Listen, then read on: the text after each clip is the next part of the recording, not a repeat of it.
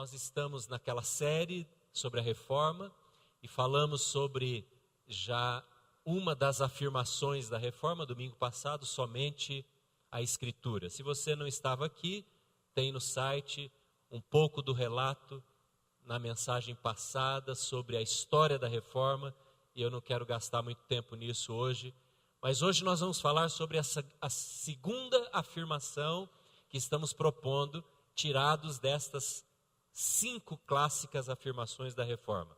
Muitas igrejas.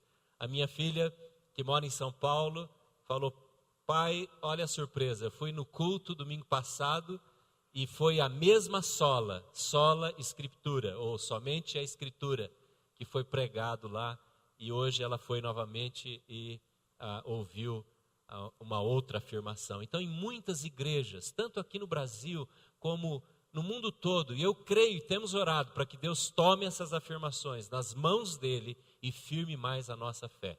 Amém? Que você conheça mais a essência do Evangelho ao estudar, ao ouvir sobre este assunto. Naqueles dias, a igreja estava com uma única mensagem, que para a salvação de alguém, para a vida eterna, para o relacionamento com Deus acontecer, e esta pessoa então receber na sua morte a salvação, ela precisava praticar boas obras. E essas boas obras eram em vários aspectos, podiam ser realizadas de várias maneiras. Por exemplo, uma delas era a compra de cartas de indulgência, cartas de perdão. E a pessoa então podia comprar cartas por pecados antecipados ou já cometidos. Ou podia também comprar cartas de perdão que vinham assinadas por uma autoridade eclesiástica para os seus parentes. Aliás, havia um apelo muito forte para que, se você tivesse um parente seu que havia morrido, então você precisava tirá-lo do purgatório, comprando assim as cartas de indulgência. A igreja estava numa escuridão espiritual, faltava clareza, porque as missas, os cultos eram feitos em latim, ninguém entendia nada, só as pessoas ligadas às academias é que falavam latim. Então o povo não lia a Bíblia, as pessoas não tinham conhecimento, e havia uma pressão então para que houvesse esta contribuição financeira para o merecimento da salvação. Havia até uma música que foi feita poucos anos antes de Lutero, por um homem que saiu por toda a Alemanha fazendo esse trabalho das vendas da indulgência. E a letra da música era: tão logo a moeda bate no fundo do cofre, a alma sai do purgatório. É o cântico que eles cantavam na igreja. Tinha um grupo de louvor lá que cantava isso aí. Esse era o conhecimento espiritual. A cegueira era tremenda naqueles dias. Irmãos, e quando a gente fala das 5 solas, nós estamos falando da nossa igreja contemporânea, de hoje. Nós precisamos trazer, e queremos trazer, este entendimento espiritual para hoje. Quantos de vocês, quantos de nós, eu pergunto para mim mesmo, a minha resposta eu sei, a sua não. Se você estava aqui domingo passado, eu pergunto a você: você meditou na Bíblia mais esta semana do que antes de ouvir o sermão de domingo passado? Porque houve um apelo para o amor à Bíblia, houve um apelo para a meditação na palavra de Deus, o valor da Escritura na nossa vida, que ilumina a nossa vida. E se não praticarmos aquilo que ouvimos, nós vamos viver na escuridão. E pouco vai valer, porque não vai haver transformação de vida com aquilo que ouvimos. Mas nós somos responsáveis por aquilo que ouvimos. Eu me tornei responsável muito mais do que vocês por falar. E durante esta semana, lendo a Bíblia, dizendo: Deus, fala comigo, mostra a tua verdade, traz luz sobre a minha vida. Essa foi a sua atitude essa semana? Ou você passou uma semana como antes de ter ouvido aquele desafio? Hoje o desafio é sobre fé. Eu quero convidar você a abrir comigo então em dois textos que falam a mesma história, mas escritos por dois homens diferentes, com um enfoque um pouquinho diferente de cada um. O primeiro texto está em Mateus, no capítulo 8.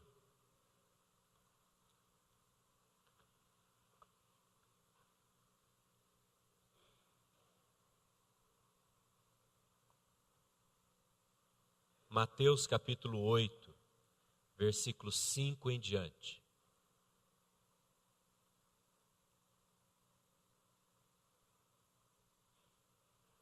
Entrando Jesus em Cafarnaum, dirigiu-se a ele um centurião pedindo-lhe ajuda e disse: Senhor, meu servo está em casa, paralítico, em terrível sofrimento.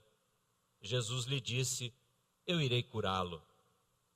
Respondeu o centurião: Senhor, não mereço receber-te debaixo do meu teto, mas dize apenas uma palavra e o meu servo será curado. Pois eu também sou homem sujeito à autoridade e com soldados sob o meu comando. Digo a um: vá, e ele vai, e a outro: venha, e ele vem. Digo ao meu servo: faça isso, e ele faz. Ao ouvir isso, Jesus admirou-se e disse aos que o seguiam: digo-lhes a verdade, não encontrei em Israel ninguém com tamanha fé. Eu lhes digo que muitos virão do Oriente e do Ocidente e se sentarão à mesa com Abraão, Isaque e Jacó no reino dos céus. Mas os súditos do reino serão lançados para fora, nas trevas, onde haverá choro e ranger de dentes. Então Jesus disse ao centurião: vá, como você creu, assim lhe acontecerá.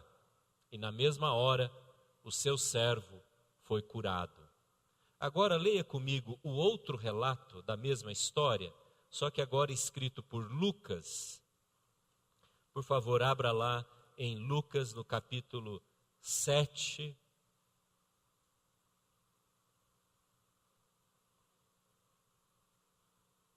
Perceba que aqui não é o centurião que vai encontrar Jesus, mas alguns enviados, alguns homens, vão levar um recado do centurião. É uma história que tem duas perspectivas diferentes.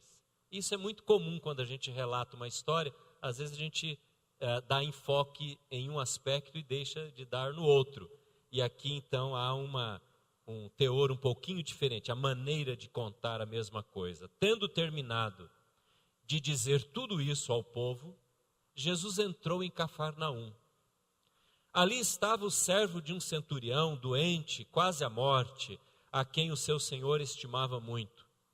Ele ouviu falar de Jesus e enviou-lhe alguns líderes religiosos dos judeus, pedindo-lhe que fosse curar o seu servo. Chegando-se a Jesus, suplicaram-lhe com insistência: este homem merece que lhes faças isso, porque ama a nossa nação e construiu a nossa sinagoga. Jesus foi com eles. Já estava perto da casa quando o centurião mandou amigos dizerem a Jesus: Senhor, não te incomodes, pois não mereço receber-te debaixo do meu teto. Por isso, nem me considerei digno de ir ao teu encontro, mas dize uma palavra e o meu servo será curado.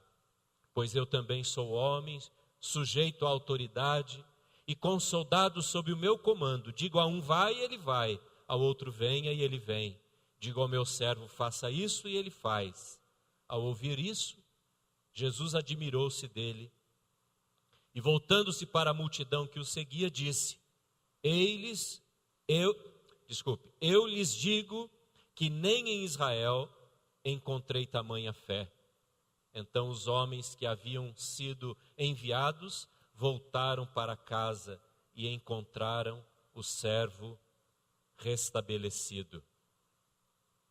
Essa história tem grande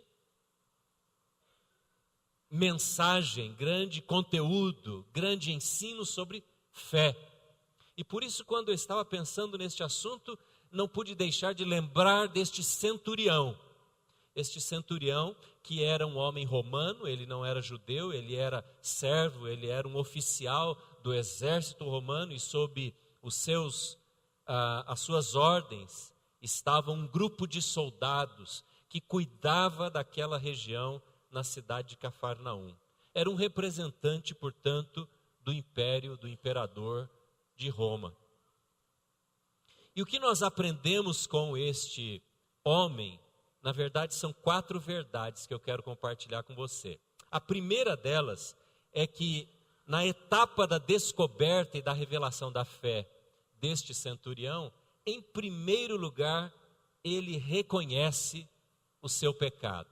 E eu quero trazer para você que nós precisamos passar por esta etapa, esse estágio de reconhecimento do pecado. Deixa eu voltar um pouquinho lá na Reforma.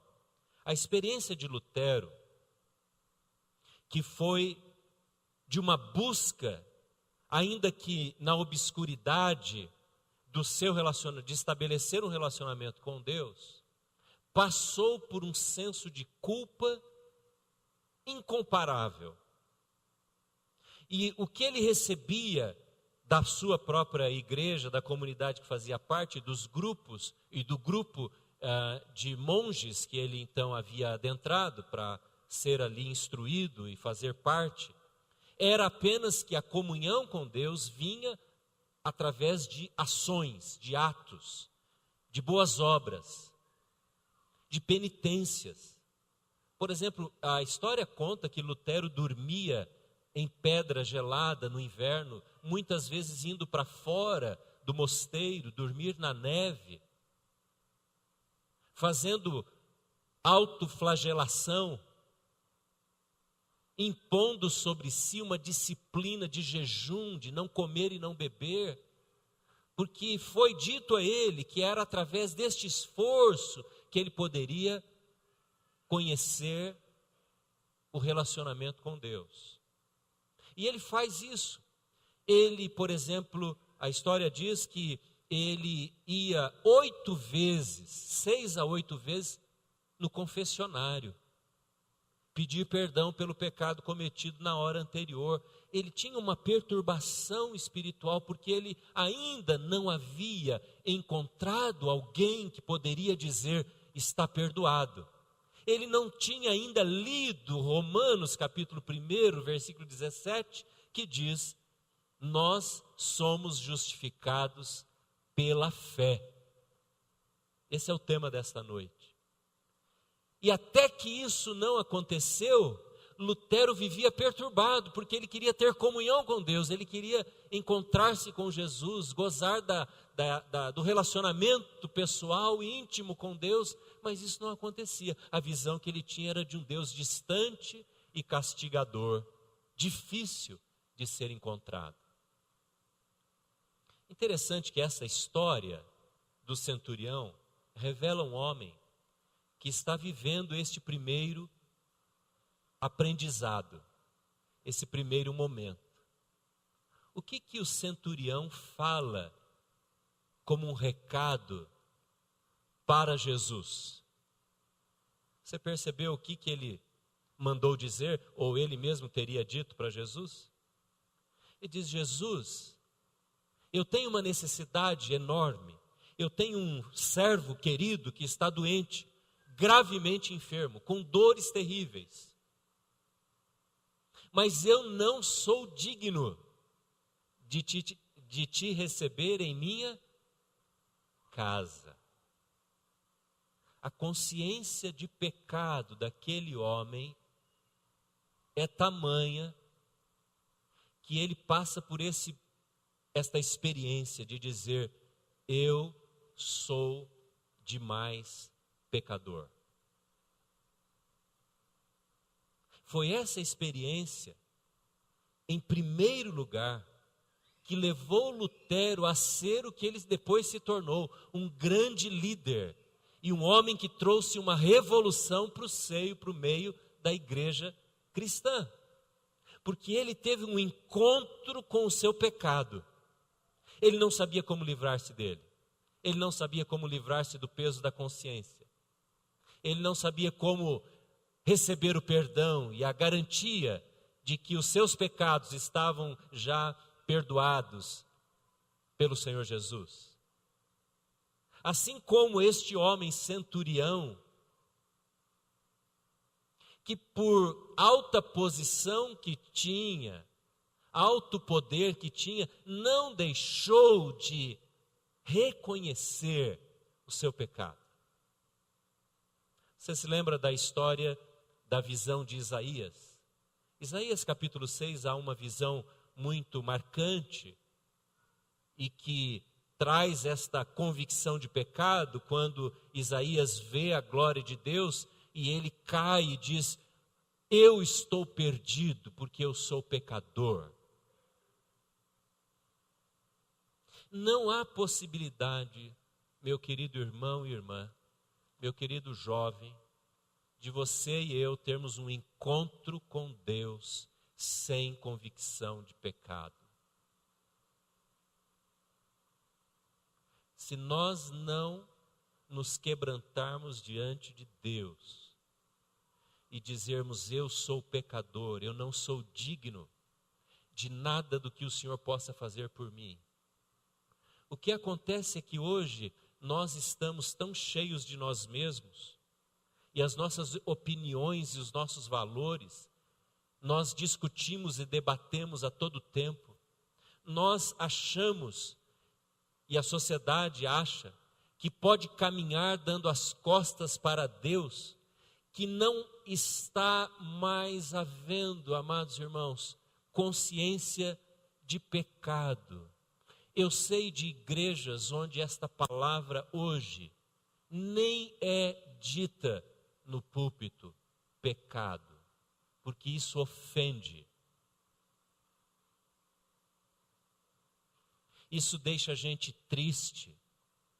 Isso deixa pessoas cheias de si mesmas, contrariadas.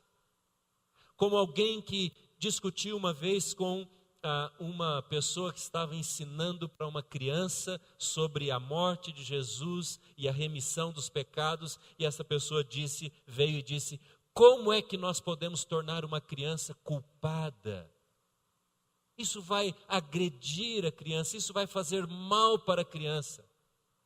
Essa criança hoje é um adulto.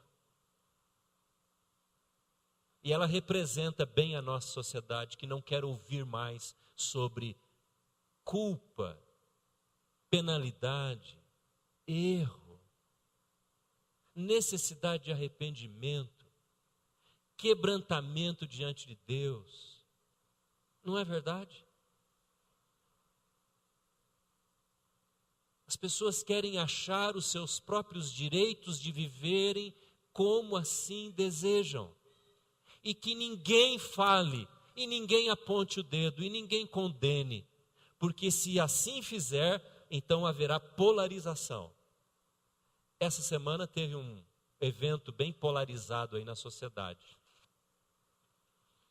Uma psicóloga entrou na justiça há alguns anos para poder exercer o seu trabalho e ajudar pessoas na reorientação sexual. Então, o Conselho de Psicologia entrou com uma decisão proibindo, e aí então surgiu essa famosa frase, esse termo, cura gay. E o que aconteceu essa semana? Houve o julgamento daquela ação, e houve uma liminar. E eu li a ata da reunião do julgamento e a liminar toda, dada por um determinado juiz. Na minha leiguice do direito,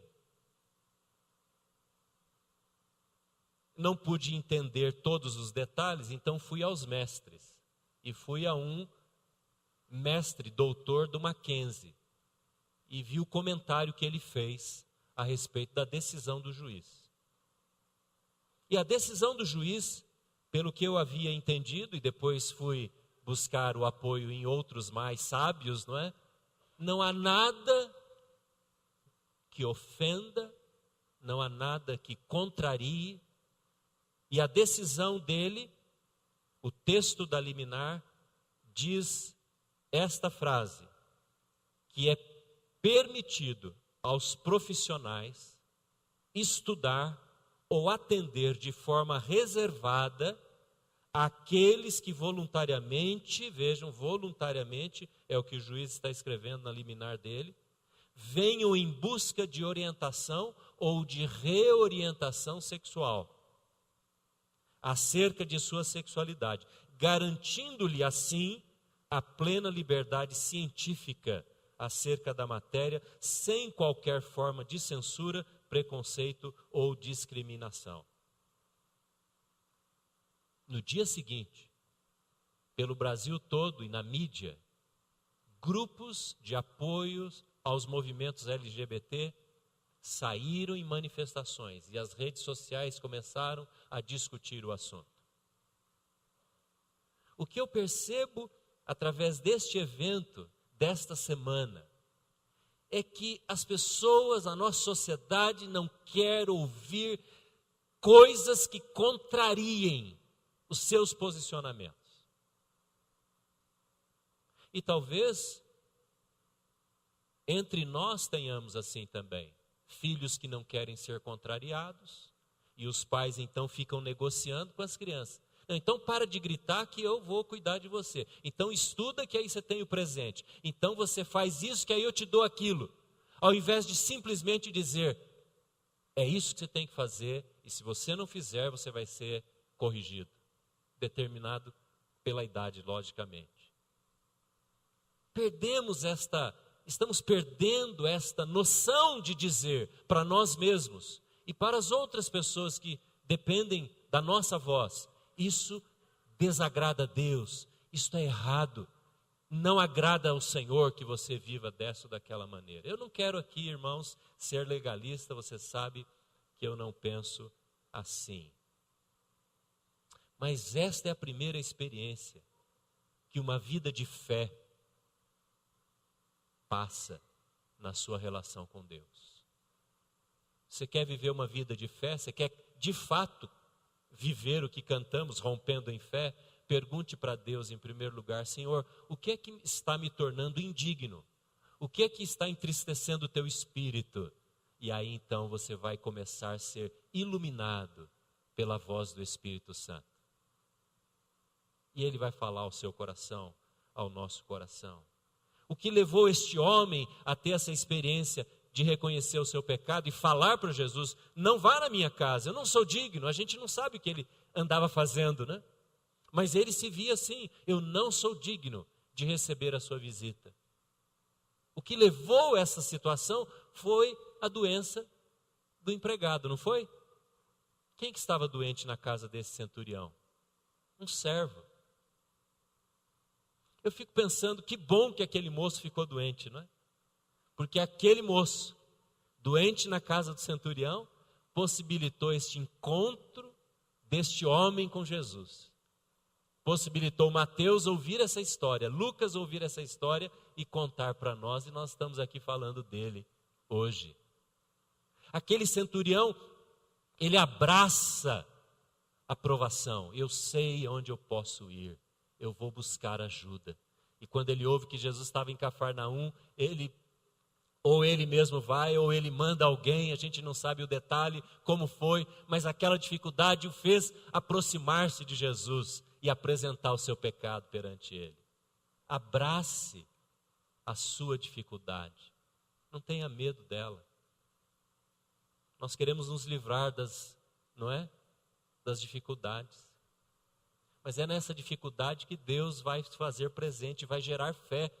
Esta primeira etapa do ciclo da fé em nossos corações vem pelo fato de abraçarmos a dificuldade, dizer, Senhor, eu sei que nessa experiência difícil eu vou ganhar fé, eu vou crescer na fé. Amém, irmãos? Abrace, não rejeite. Não é para termos prazer como masoquistas, não. mas é dizer: Deus é soberano na hora da dificuldade. Na hora que o meu servo ficar doente, na hora que a dor, o problema surgir, Deus vai continuar sendo aquele que vai cuidar de mim, em nome de Jesus. A segunda etapa na vida deste centurião foi reconhecer quem é Jesus. Você reparou como é que o centurião chama Jesus? Veja aí na sua Bíblia se você acha o termo que o centurião mandou chamar ou chamou ele mesmo Jesus. Qual foi o título usado? Foi mestre? Foi profeta? Foi rabino?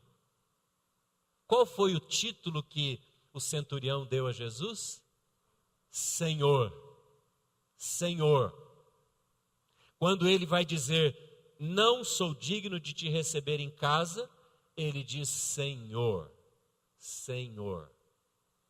Agora, lembre-se, é um homem acostumado com autoridade. Ele mesmo diz aqui: eu tenho empregado, eu mando, ele vai, eu chamo, ele vem, eu dou uma palavra, eles obedecem. Este homem está usando um título para Jesus, específico. É o mesmo título que depois Paulo vai usar, Senhor dos Senhores. É o título Kyrios, é a palavra Kyrios, que significa aquele que tem poder e toda autoridade. É aquele que é dono e pode dar qualquer palavra de autoridade. É este título que o centurião está usando para chamar Jesus. É este título: Senhor, Senhor. O que isso revela para mim é que não há possibilidade de um relacionamento de fé e de um crescimento na vida espiritual, meus irmãos, sem o entendimento de quem manda nas nossas vidas.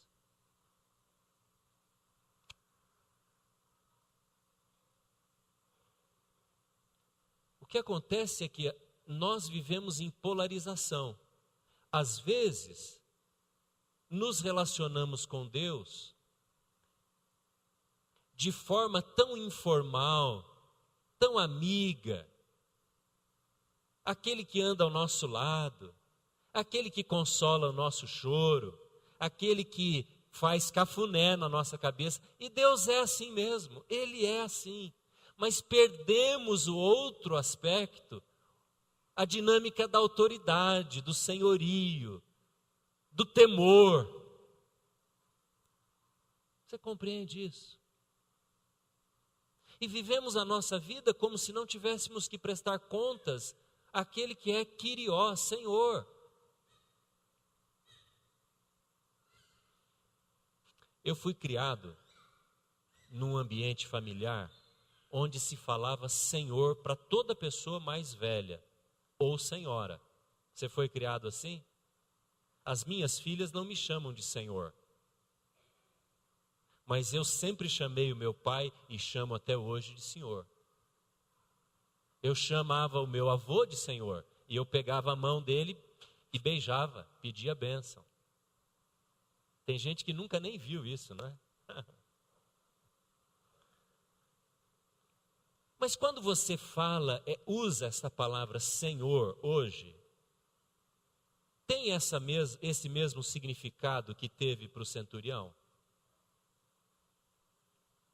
Eu chamo alguns irmãos aqui de Senhor, mas é um tratamento de respeito, não é? É porque eu reconheço que essa pessoa é mais velha e ela merece ser tratada com honra. Como vai o senhor? E algumas pessoas me chamam de senhor também. Eu falo: não precisa me chamar de senhor não, por isso eu tirei a barba. A pessoa falou: o senhor está parecendo que tem 85. Eu falei: não, aí já passou o limite, né? Irmãos, nós perdemos o significado, pela maneira rotineira, usual, diária que usamos uma palavra, ela perde o seu real significado.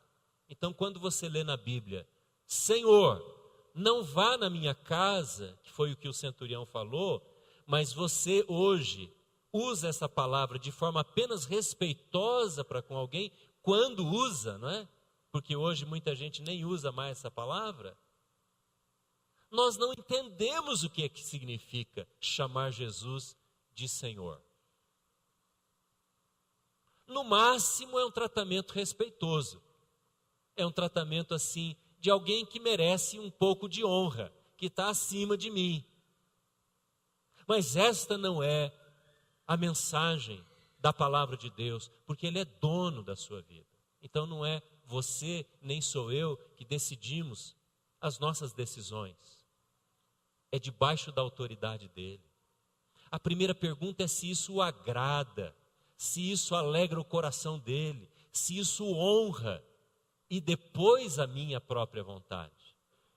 Essa é a perspectiva da fé. É este relacionamento que Lutero vem descobrir quando ele lê o texto de Romanos. Que a fé o levou para um relacionamento, apesar de íntimo, mas no entanto, de completa submissão ao Senhor Jesus. Senhor, eu reconheço quem Tu és. Eu reconheço quem Tu és. Deixa eu dizer uma coisa para nós aqui hoje. Você não pode fazer nada pela sua salvação. A salvação não traz parceria. Não há parceria na salvação. No merecimento de bênçãos não há parceria. O que a reforma diz é que tamanha é a graça, tamanha é a providência de Deus, que não há nada que você e eu possamos fazer e precisemos fazer para receber a salvação. Lutero ouvia o tempo todo isso. Você tem que fazer isso, você tem que fazer aquilo, você tem que merecer. Mas a Bíblia diz, é por reconhecermos Jesus como Senhor. Eu estava conversando com a Maria, a nossa missionária na Índia, e já havia conversado antes sobre o mesmo tema com alguns missionários que trabalham ou já trabalharam na Índia. E a Índia tem cerca de 33 mil divindades no hinduísmo. Então, quando alguém vai falar do Evangelho e aborda a pessoa dizendo, você gostaria de aceitar Jesus? Quem é Jesus? Bom, Jesus é o Filho de Deus. Mas é lógico que eu aceito. 33.001 não faz diferença nenhuma. Então, no ambiente do hinduísmo, ter esta entrega ou esta afirmação de fé em Jesus é muito fácil. É muito fácil dizer aquelas pessoas tantas aceitaram a Jesus, porque não há nenhuma dificuldade em ter uma divindade a mais. Pelo contrário, quanto mais divindades a pessoa tem, mais abençoada ela será. Mas não é disso que o Evangelho se trata. O Evangelho trata da exclusividade de Jesus. Ele é único. Ele é a única porta, Ele é a única verdade, Ele é a única fonte de vida e Ele é a única autoridade sobre nós. Amém, irmãos? Em terceiro lugar, a outra etapa que nós vemos na vida deste homem é que ele recebe a salvação pela fé. Pela fé. Quando ele declara a Jesus, Jesus, eu sei que o Senhor pode só falar, porque eu falo e as coisas acontecem, as pessoas obedecem.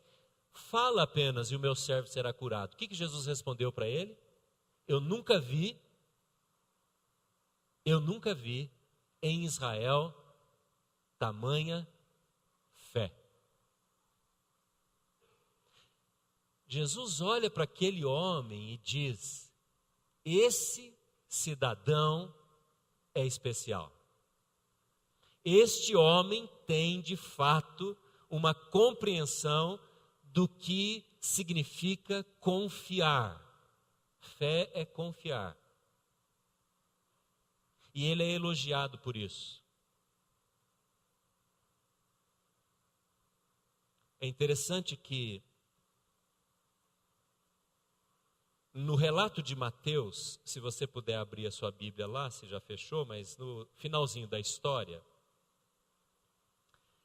diz que Jesus fala que no futuro ele está dando uma profecia, ele vai fazer um relato profético aqui, aproveitando a fé demonstrada daquele centurião.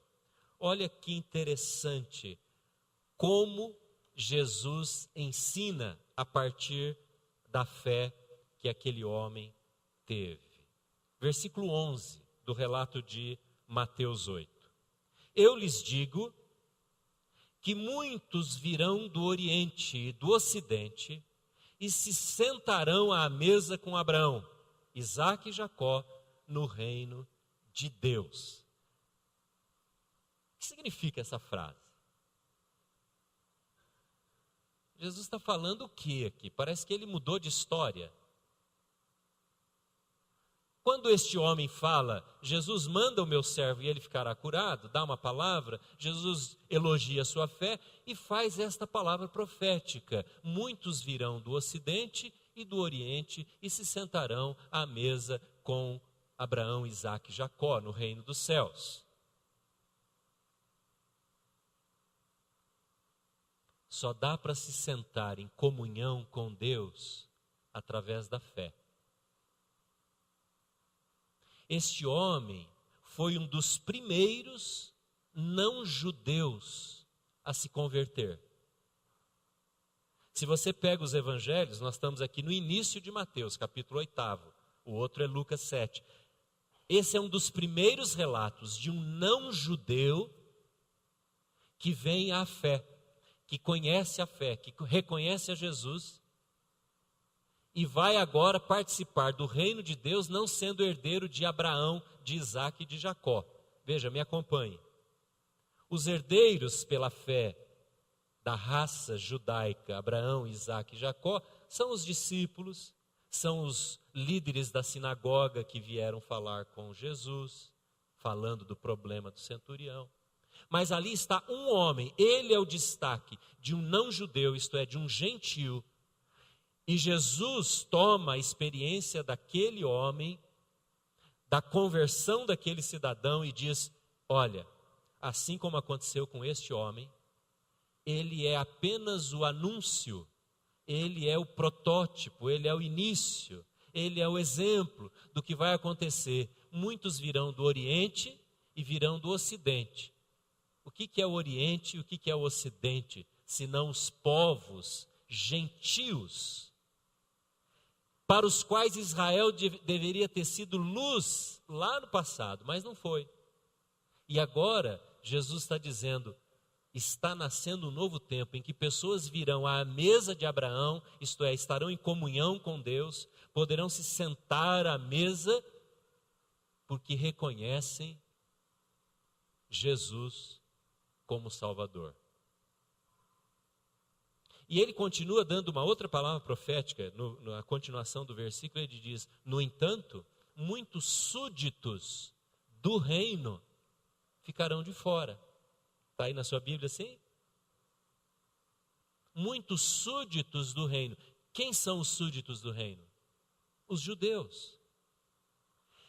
Deixa eu voltar um pouquinho na história. Como é que os judeus que foram falar daquele centurião para Jesus anunciaram o centurião para Jesus? Você lembra? Vocês estão comigo? Como é que eles anunciaram? Eles disseram assim, isso está em Mateus capítulo 8 aqui. Eles disseram para Jesus: Jesus, o Senhor precisa curar o servo daquele centurião. Sabe por quê? Ele ama o nosso povo. Olha aí na Bíblia. Veja aí.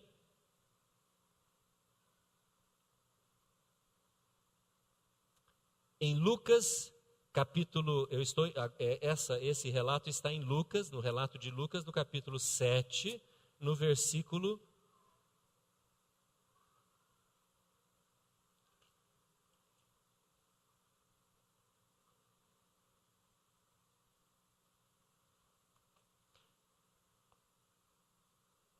Essas coisas acontecem, não é? Aqui, versículo 5. Versículo 5. Ele ama, Lucas 7, 5. Ele ama a nossa nação e construiu a nossa, o quê? A nossa igreja. Deu dinheiro para o leilão, uma amiga. Construiu o templo. Ele nos ama, ele é centurião, ele é romano, ele não é judeu. Ele nem pode entrar na sinagoga. Mas sabe o que ele fez, Jesus? Ele construiu uma sinagoga para nós. Era um homem endinheirado, um homem montado no poder, na riqueza. É assim que os líderes judeus vão apresentar o centurião para Jesus. Jesus, ele tem crédito. Ele tem crédito. O senhor precisa ouvir a oração dele. O senhor precisa ter misericórdia dele. É assim que muitas pessoas se apresentam diante de Deus, dizendo: Senhor, tenho feito isso e aquilo, eu tenho procurado andar retamente, eu tenho contribuído, eu tenho feito boas obras. Mas Jesus pega tudo isso e joga fora. Porque não é este crédito que nos leva ao relacionamento com Deus, mas é receber pela fé. Jesus não diz assim: puxa, que bom, eu vou lá ajudar ele sim. Nossa, olha, crentão firme, não é? Exemplo de fé. Não, ele diz: nunca vi em Israel um homem com tamanha fé. Por quê?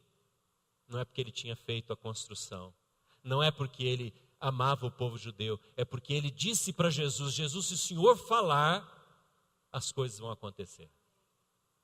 Ele confiava em Jesus, não naquilo que ele havia feito, não nas obras que ele havia praticado. E Jesus elogia essa postura deste homem, e ele reconhece pela fé. Irmãos, a fé, tornar bem simples para todos nós, a fé é uma ponte que nos faz entender a graça de Deus. A gente vai estudar ainda somente a graça. A fé é quando você pisa nesta ponte e você confia que esta ponte vai sustentar você para você entender o que é graça, o que é salvação, o que é a misericórdia de Deus. Eu costumava, quando as nossas meninas eram bem pequenininhas, nós tínhamos um guarda-roupa que tinha um maleiro em cima.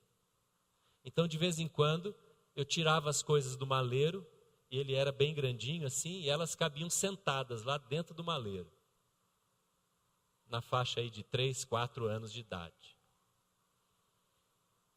E eu colocava as duas lá, fechava a porta do maleiro, aquelas duas portas pequenas assim do maleiro, e aí elas abriam a porta e eu dizia: pode pular. A distância, na verdade, era pouca, talvez 1 metro. Mas era uma experiência de fé, de confiança no Pai. E eu, graças a Deus, nunca deixei nenhuma delas cair. A fé é você ter certeza que Deus vai apoiar a sua vida. Isso é fé.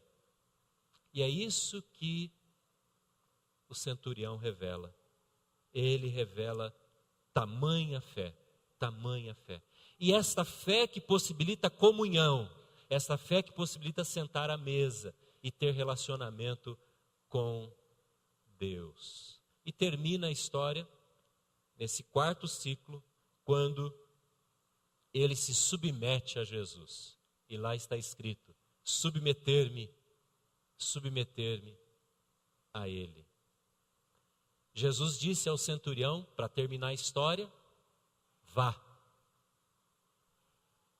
Vá. O que o centurião fez? Foi. Vá. Vá ver o que está acontecendo lá na sua casa. Vá ver o que houve com o seu funcionário. Vá lá, obedeça.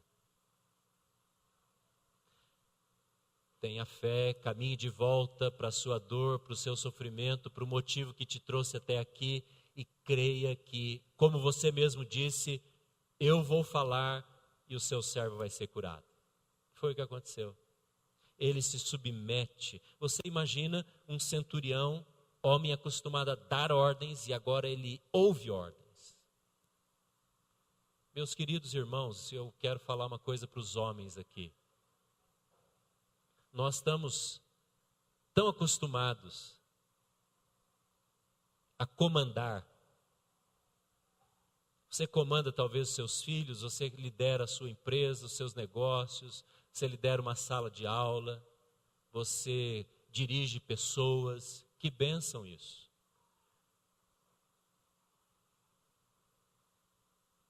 Mas você e eu precisamos ter experiência de abaixar nossas cabeças e dizer: quem manda em mim é o Senhor.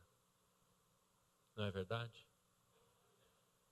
Há muita dor causada na família porque homens não querem se submeter ao Senhor Jesus e tratam a sua casa com palavras duras, porque assim acham que vão estar ganhando autoridade. Mas quando você se submete ao Senhor Jesus, a experiência de se submeter ao Senhor Jesus vai gerar um outro nível de relacionamento com as pessoas.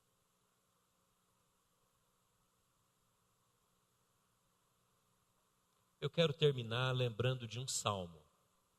Há um salmo dos mais lindos da Bíblia, que diz que como uma criança se aquieta no colo, nos braços da mãe, assim a minha alma se aquieta junto ao Senhor.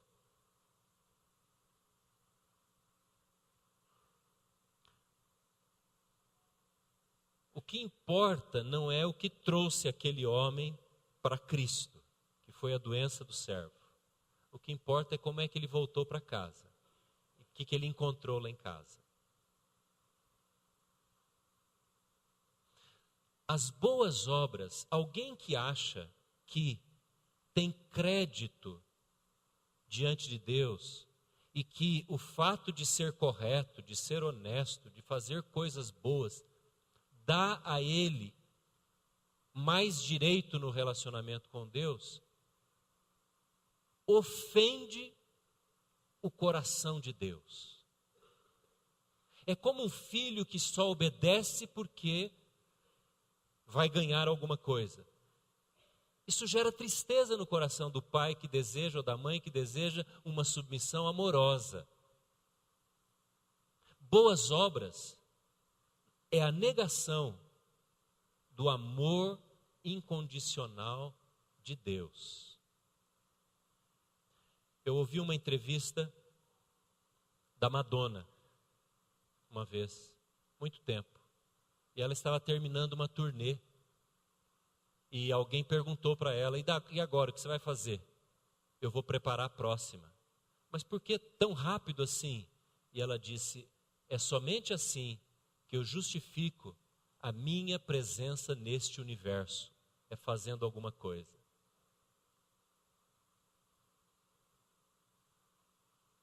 Há muitas pessoas que se relacionam com Deus dessa maneira. Eu só posso ter comunhão com Deus se eu for bom, se eu fizer alguma coisa que justifique Deus olhar para mim e me abençoar. Isso ofende o coração de Deus. Essa artista falou isso porque não entende que o valor de uma pessoa está não naquilo que ela faz, que ela produz, não no tanto que ela é boa ou deixa de ser, mas na sua relação com Deus.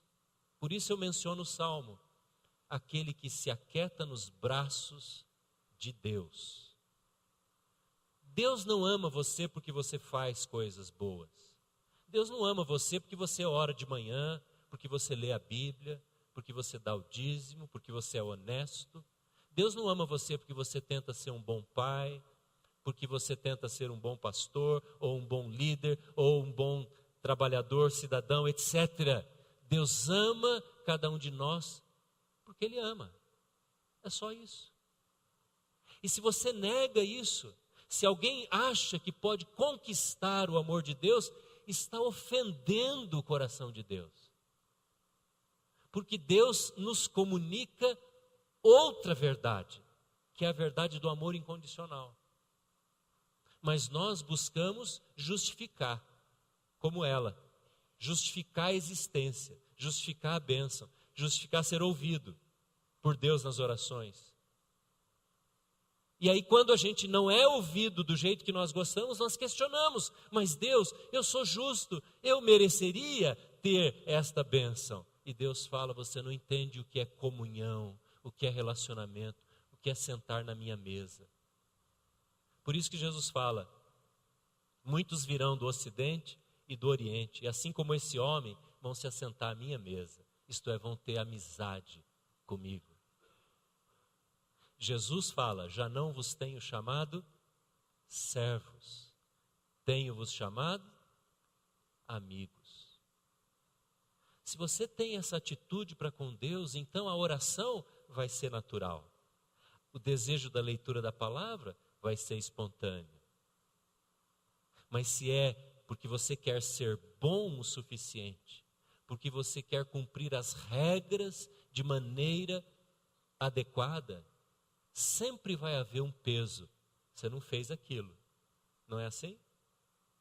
Você não orou tanto que devia ter orado. Olha, a bênção não veio porque você não orou. Tem alguma coisa errada na sua vida. E a gente vive como Lutero, atordoado por culpas, por pesos, por não estarmos atingindo o standard que Deus nunca colocou. Então, se alguém não ganha uma bênção, entre aspas, não é porque ela orou pouco. A razão pode ser qualquer outra, mas não é porque ela ganhou pouco crédito diante de Deus. Porque Deus não depende disso para abençoar. Ele abençoou um centurião que disse, Jesus nem entra na minha casa. Não, eu sou tão podre, sou tão pecador, mas Jesus foi lá e entrou com a bênção dele. Jesus entra na nossa casa, Ele entra na nossa vida, porque Ele nos ama. Qual é a nossa resposta a Ele? Agora sim, viver para a honra e glória e fazer as boas obras que Ele quer que a gente faça. Não ao contrário. Não fazer para receber, mas porque eu recebi, eu agora quero viver. Você compreende isso? Que essa certeza nos leve a um relacionamento de amigo, um relacionamento de comunhão, um relacionamento de quem quer ter relacionamento íntimo e profundo com o Senhor. É assim que você vai orar amanhã. É assim que nós vamos ler a palavra amanhã. Senhor, fala comigo, que eu quero te ouvir. Eu quero sentir a batida do seu coração e quero sentir a tua vontade na minha vida. Amém?